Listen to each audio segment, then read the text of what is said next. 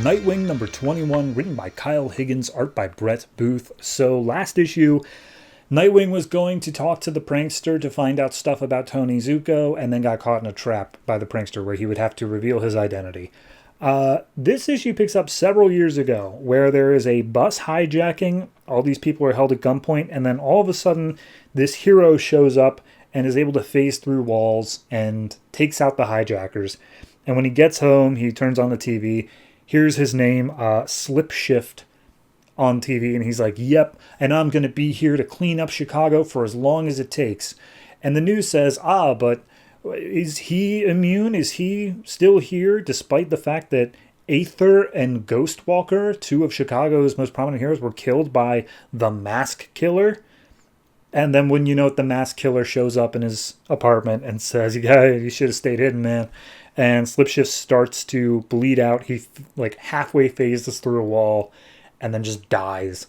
So that happened. But then we go back to now and the whole thing of him having to take off his mask. And he's like, okay, so the whole thing that's going to happen is if I open up the wrong shaft, despite being blind, I will ignite this fire that will burn me alive.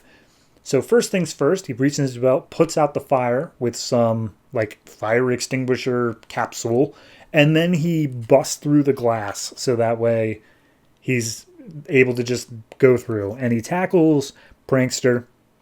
Prankster starts running away. He hears the footsteps, and so he throws his, I don't know what they're called, little clacky ball things that wrap around a person's feet, and wraps up the Prankster. And he says, okay, now either you're going to help me or I'm going to beat you up again. And I can do it literally with my eyes closed, as you can see. But then at that point, all the cops show up.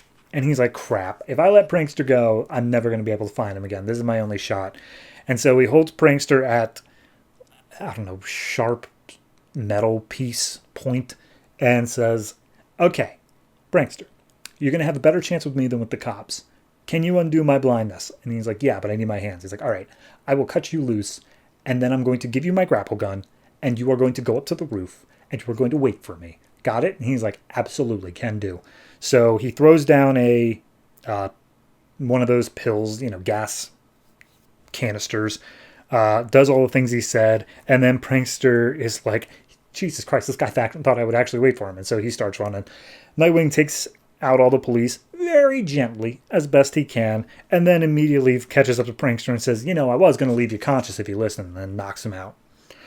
Then we get one page of Tony Zuko apparently living the suburban life, and he sees Nightwing in the paper of the Chicago Times or whatever, and he tells his wife and son, hey, how about we go on a vacation? Let's get out of Chicago. And the wife is like, your boss, the mayor, is letting you do that? And he's like, yep, we got to go tonight, though, before he changes his mind. Let's go.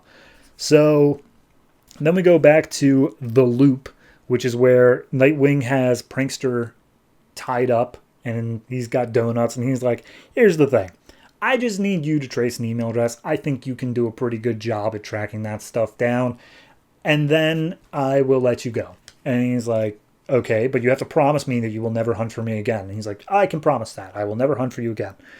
And so they make a partnership. Then we get a thing of how the guy who was held hostage in the opening scene, because there was a totally different guy who was held hostage before Nightwing. He's complaining that Nightwing and Prankster are working together on the local news. And then, what's his name? Michael and Joey. Sorry, just Michael, but he gets a phone call from Joey. Michael is met up with by a detective who says, hey, we found this camera at the crime scene. We thought it belonged to Prankster. We were hoping you could get something off of it, and then, you could get a news career going. And he's like, I'm interested. So Prankster, he's like, okay, whoever you had do your tech stuff before is an idiot, because this was ridiculously easy for me. I've managed to track down the IP address to inside of City Hall. And not only that, I've traced down that there is a name that showed up in City Hall without any sort of records named Billy Lester, and he's almost certainly your Tony Zuko. That's your guy.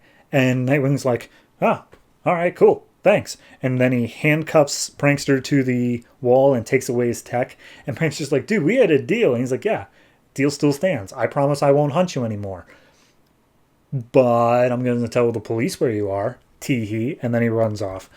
So Nightwing makes his way that night to the home of Billy Lester. He goes in. Nobody's there. They've all left. And he sees a picture on the mantelpiece of Tony Zuko and his new family. And he's like, oh, God, he's here. It's really him. But where is he now?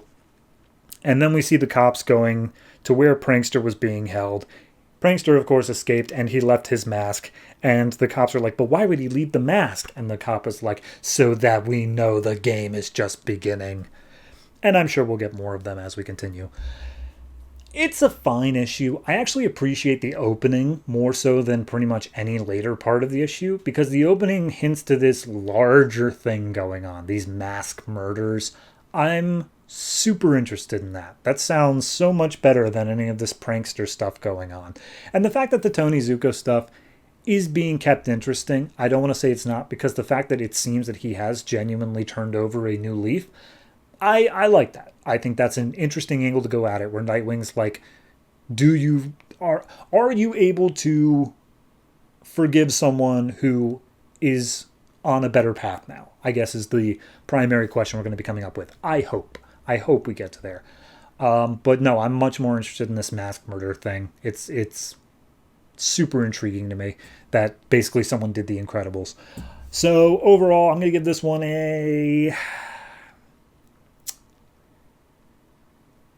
I want to say 7. I want to, and I will, but between the Michael and Joey stuff, which I don't find interesting, and the Brett Booth art, which is better than usual, but still not great, all that combined, it's so close to being a 6.5, but I will give this 7 just because I'm not petty about it. So we will see what happens with, I only think there's like 2 issues left in this trade, so maybe we'll wrap it up by then. Who knows?